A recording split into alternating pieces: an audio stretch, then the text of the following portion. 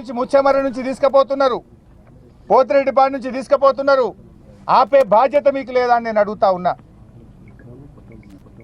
ఇప్పుడు అక్కడ సాగర్లో అక్కడ కూడా నీళ్లు లేవు. సాగర్ ఆయకట్టు 6,30,000 ఎకరాలు సాగర్ ఆయకట్టు ఉన్నది. 2,50,000 ఎకరాలు మహబూబ్ నగర్లో ఉన్నది. దాదాపు 10 లక్షల ఎకరాల ఆయకట్టు ఉన్నది. అటు సాగర్ నీళ్లు కుడి కాలువకి వెళ్ళి ఆంధ్రప్రదేశ్ తీసుకుపోతున్నారు, ఇటు రాయలసీమకు పోతిరెడ్డిపాడికి వెళ్ళి తీసుకుపోతుంటే కేఆర్ఎంబీతో మాట్లాడడమో కేంద్ర జలవనరుల మంత్రితో మాట్లాడి ఆపే బాధ్యత మీకు లేదా? బీఆర్ఎస్ పార్టీ ముళ్ళు గట్టబెట్టి పొడిస్తే తప్ప ఈ ప్రభుత్వం నిద్రలేస్తలేదు. ఒక్కసారి కాదు, మీరు చూశారు మొదటి కేఆర్ఎంబీ మీటింగ్లోనే మన ప్రాజెక్టులన్నీ కూడా కేఆర్ఎంబీకి అప్పగిస్తూ ఆ రోజు ఒప్పుకొని వచ్చిండ్రు. వెంటనే మా నాయకుడు కేసీఆర్ స్పందించి 10 ఏళ్ళు మేము అప్పచెప్పలేదు, సెక్షన్ 3 కింద కృష్ణా నదీ జలాల పంపిణీ అయ్యే వరకు ప్రాజెక్టులు ఇవ్వమని చెప్పినాం, నువ్వు ఎట్లా ఇస్తావు అని కేసీఆర్ గర్జిస్తే అప్పుడు మేల్కొని అసెంబ్లీ పెట్టి లే మేము ప్రాజెక్టులు ఇవ్వం, మేము వాపస్ తీసుకుంటున్నాము అని అసెంబ్లీలో ఏకగ్రీవ తీర్మానం చేసిండ్రు.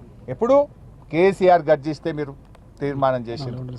రెండవది, చంద్రబాబు నాయుడు గారు గోదావరి నీళ్లను ఆంధ్రాకి తీసుకుపోయే ప్రయత్నం చేస్తూ ఉన్నాడు.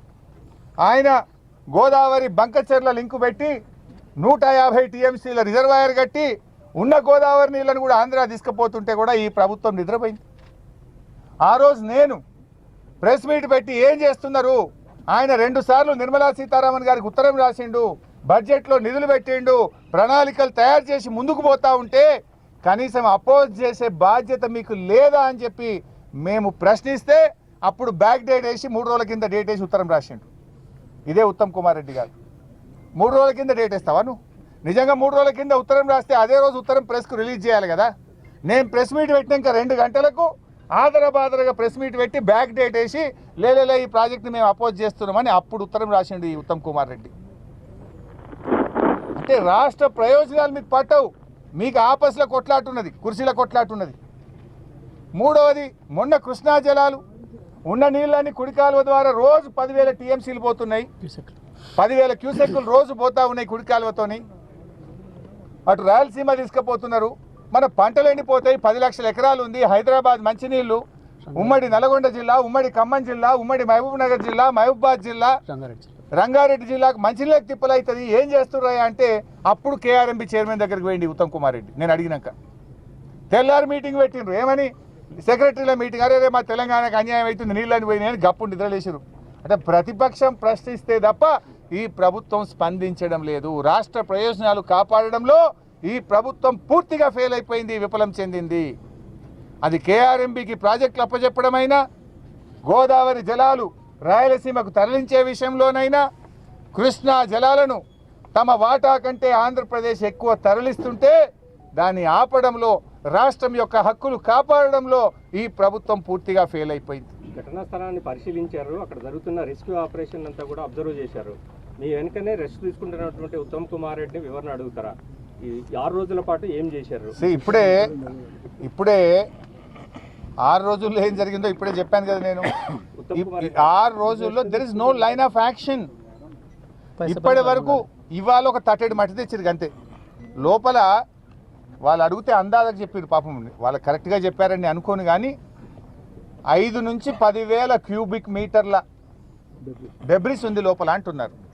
మరి 5 నుంచి 10,000 క్యూబిక్ మీటర్ల డెబ్రిస్ బయటకు తేవాలంటే ఎట్లా తెస్తారు? వీళ్ళు 2 days లోనే చేస్తామని చెప్పేసి అన్నారు. నేను వాళ్ళని అడిగిన అక్కడ కొంతమందిని 2 days లో చేయాలని నేను కోరుకుంటున్నా, 2 days లో చేయాలని భగవంతుని నేను ప్రార్థిస్తున్నా.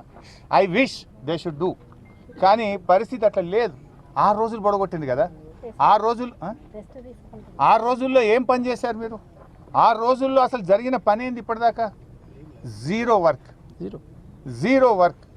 వాళ్ళని కాపాడడంలో 6 రోజుల్లో పోవడం, అది అడిగితే పోతురు, చూస్తురు, వస్తురు సార్, ఎవరేం చెప్తున్నారో ఓలకోలకు మధ్య సమన్వయం లేదు అని చెప్తున్నారు.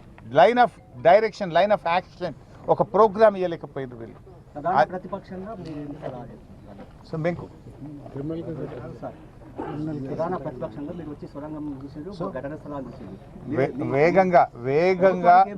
వేగంగా సహాయక చర్యలు చేపట్టండి. డెబ్రిస్ ను, ఆ కన్వేయర్ బెల్ట్ ను వెంటనే మరమ్మతు చేసి కన్వేయర్ బెల్ట్ మీద ఫాస్ట్గా డెబ్రిస్ అంతా బయటకు తీసుకొచ్చే ప్రయత్నం చేయండి.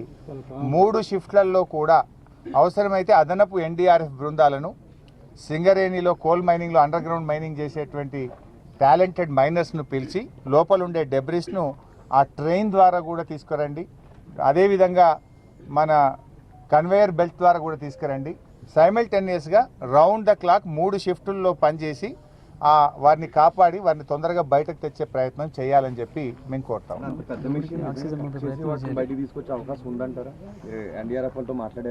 మెషిన్ బయటకు తేవాల్సిన అవసరం లేదు. ఇప్పటికి ముందు డెబ్రిస్ తీస్తే ముందు మనం ఆ 8 మందిని మనం కాపాడుకోవాల్సిన అవసరం.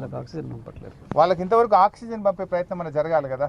ఆ లోపల ఉన్న వాళ్ళకు వివిధ సోర్సెస్లో మరి ఏ రకంగానన్నా ఇంకా లోపలికి పంపే ప్రయత్నం కానీ వాళ్ళని కాపాడుకునే ప్రయత్నం